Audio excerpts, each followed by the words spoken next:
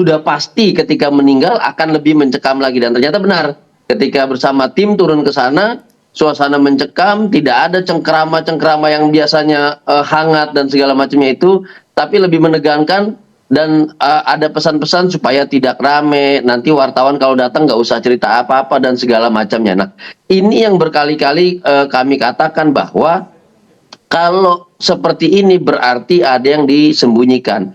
Ada situasi yang coba ditutup-tutupi, sehingga ini akan mempengaruhi dan menimbulkan banyak asumsi, padahal belum tentu benar asumsi itu. Nah, itu yang kami rasakan dan informasi yang kami gali, bahkan sejak situasi penggeledahan ketika itu, yang secara hukum juga penggeledahan belum memberikan kepastian sebelum ada putusan.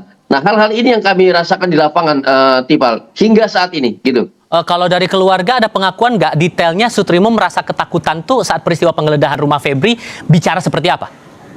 Ya, kalau bahasa yang kami terima ini harus kami rahasiakan ya, Tifal, karena demi keselamatan keluarga juga, bahwa satu, tidak boleh ada liputan dari teman-teman jurnalis wartawan. Tidak boleh ada statement-statement. Oleh karena itu, kemarin muncul statement yang mengaku keluarga, sebetulnya itu tetangga, bukan keluarganya.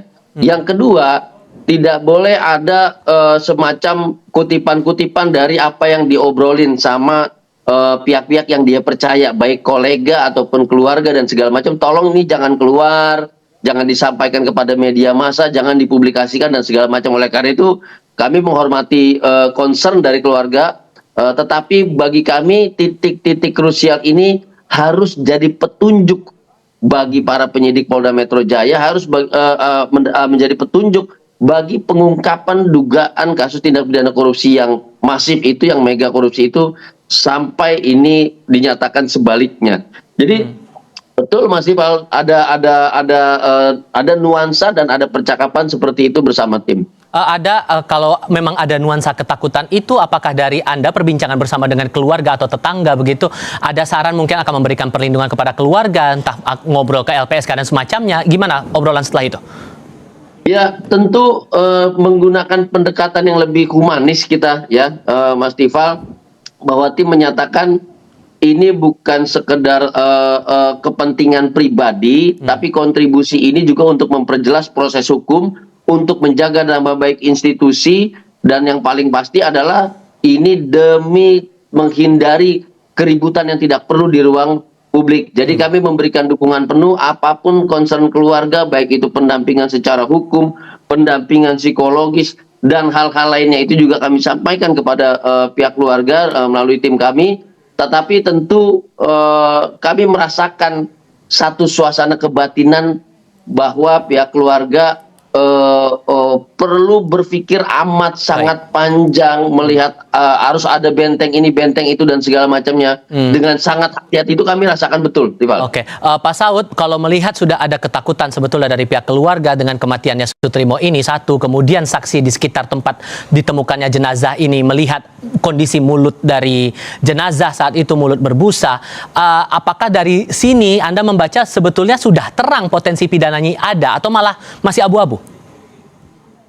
Ya, itu salah satu sebenarnya tugas dari Jampitsus ya sebenarnya, bukan jam Intel ya. Kalau di Kejaksaan itu salah satu tugas mereka itu kan mengamankan dari prinsip-prinsip intelijen itu kan yang disebut sebagai penyelidikan, pengamanan, penggalangan. Itu kan semua yang dia harus lakukan proses-proses itu untuk mengamankan setiap case yang berpotensi muncul. Jadi kalau pertanyaannya adalah tadi Mas Julius menyampaikan mengenai kronologisnya ini kan ada keanehan-keanehan yang menurut kita perlu didalami. Walaupun sebenarnya ada juga jalan-jalan pendek atau jalan-jalan pintas untuk kemudian kita bisa membuat ini lebih terang. Misalnya, katakanlah HP-nya dibuang. Kalau katakan dibuang ya, kita kan bisa punya catatan sebenarnya sampai 3 minggu belakang dan seterusnya itu kemana aja dia pergi itu bisa dilihat kok di dalam apa namanya di apanya cell log-nya itu ya, location-nya itu bisa ditanya kepada siapa dia subscribe cellphone-nya. Jadi artinya gini loh, kasus ini yang akan menjadi pertanyaan kalau tidak dibuat clear itu dulu. Jadi alasan-alasan hukum, alasan-alasan sosial, alasan-alasan investigasi, dan kemudian alasan-alasan perlindungan dan seterusnya. Iya dong, karena harus melindungi keluarganya. Jadi banyak alasan yang kita harus melakukan upaya-upaya sehingga kemudian kasus ini clear. Kalau kita masuk ke sedikit lebih detail. Tidak menjadi hal yang biasa dia pulang kampung di luar Lebaran. Di kampung dia bilang bahwa ada problem di keluarga bos saya. Kemudian bosnya nyuruh pulang. Itu aja udah merupakan satu keanehan-keanehan. Ya kok problemnya, bosnya punya problem kok. Obi di rumah jadi suruh ngatasin gitu kan. Ada sesuatu dong di situ gitu loh. Kalau kemudian sudah ada sesuatu di sana, Pak, sorry saya potong. Kalau kemudian sudah ada sesuatu di situ, tapi kasus ini sudah berjalan 2 pekan dan belum terang ada tidaknya peristiwa pidana, apa yang menghambat? Dari kacamata Anda, apa yang menghambat kasus ini? Belum jelas juga nih arahnya kemana? Ya akan ada aja pembenaran bahwa kemudian kenapa ini lambat. Dia bilang telah olah TKP, TKP-nya udah becek katanya ya kan. Terus kemudian pemeriksaan saksinya masih terlambat, CCTV-nya udah rusak. Akan ada aja gitu. Ya kita harus justru di situ kekuatan yang mencari barang bukti yang lain, mencari hal-hal yang kronologis yang lain. Tadi contohnya cellphone. Katakanlah cellphone yang nggak dipegang, walaupun di cellphone itu akan jelas. Kan katanya ada transfer 5 juta. Itu nggak mungkin orang transfer nggak ngomong dulu. Biasanya malah ngirim transferannya. Itu udah gua kirim lo balik lo. Nah itu kan di situ kan sudah jelas sebenarnya lagi. Jadi maksud saya gini loh. Ini nggak akan clear kalau nggak diotopsi, itu pasti. Ya, karena dia kan akan tanya-tanya terus.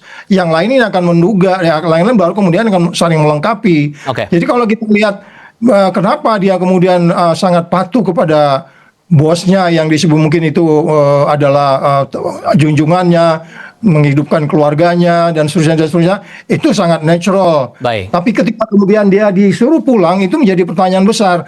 Kita kalau pembantu kita pulang itu ya biarlah dia nikmati dengan keluarganya dulu. Itu kan yang sangat common gitu loh. Ada sesuatu yang sangat darurat.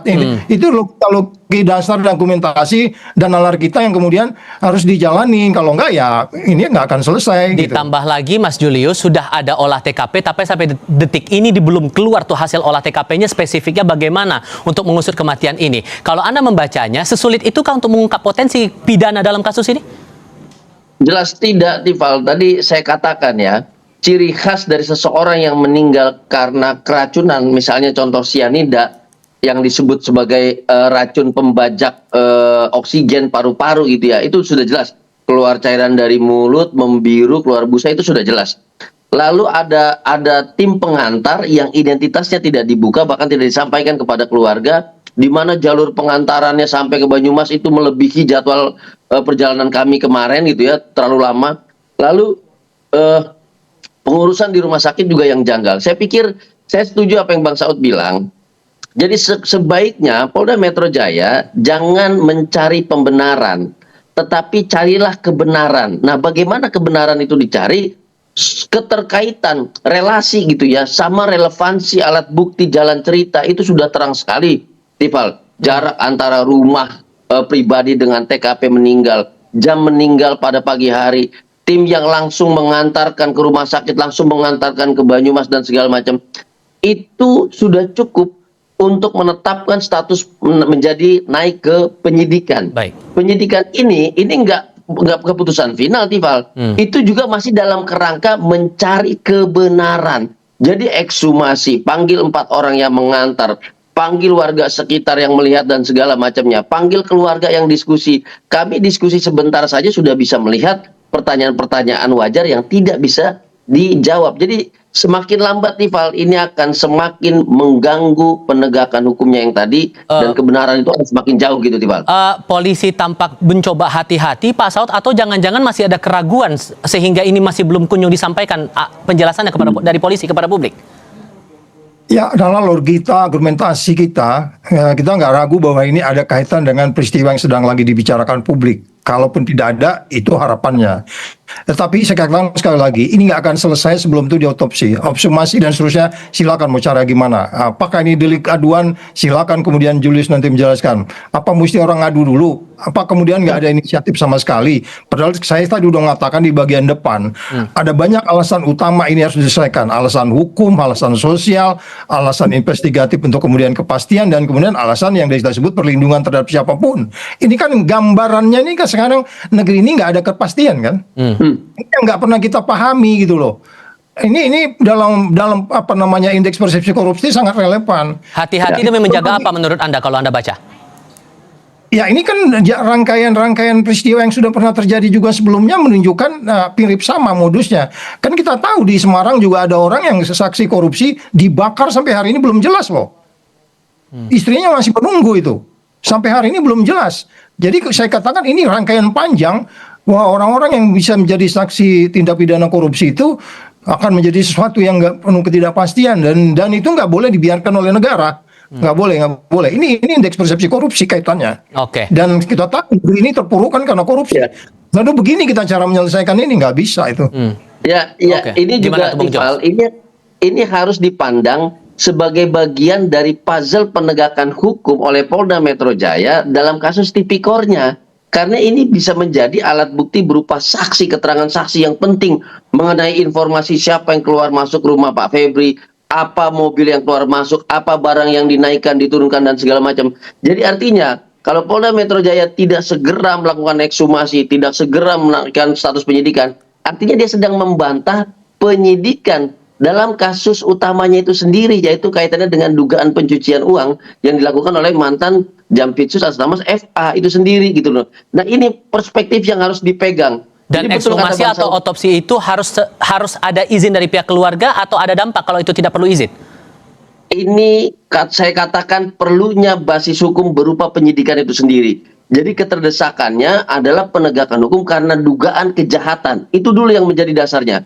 Jadi kalau sudah pada titik itu, maka ini sudah bicara negara, bukan soal bicara tentang perizinan administratif, apalagi dari keluarga seperti itu. Tentunya keluarga diharapkan mendampingi, keluarga diharapkan memahami bahwa situasinya bukan soal situasi pribadi, tapi situasi penegakan hukum dalam kasus mega korupsi. Jadi keluarga juga harus berkontribusi. Dan Gitu ekshumasi, kira-kira. saya butuh penegasan. Berarti otopsi dan ekshumasi ini perlu? Sangat penting dan perlu, Iqbal.